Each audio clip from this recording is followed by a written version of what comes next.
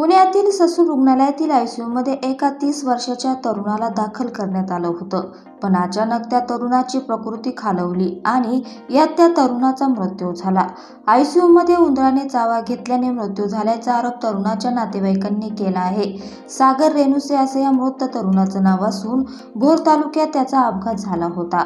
त्यानंतर त्याला 16 मार्चला उपचारासाठी ससून रुग्णालयात दाखल करण्यात आलं. त्याची प्रकृती गंभीर असल्याने त्याला आयसीयूमध्ये हलवण्यात आलं. पण 26 मार्चला त्याचा मृत्यू झाला. तरुणाच्या डोक्याला, कानाला आणि इतर अवयवांना उंदराने चावा घेतल्याने सागरची प्रकृती खालावली आणि यातच त्याचा मृत्यू झाला. आरोप त्याच्या नातेवाईकांनी केला आहे. या प्रकरणाची चौकशी करण्यात येईल असे ससूनचे डीन डॉ.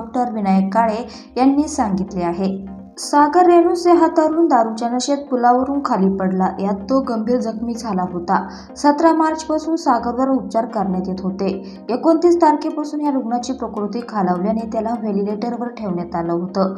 त्यातच त्याचा मृत्यू झाल्याचे ससूनचे डीन डॉ. विनायक काळे यांनी म्हटले. या रुग्णाला खरंच उंदीर चावला होता का याचा तपास केला जाईल असंही डीनने स्पष्ट केलं आहे.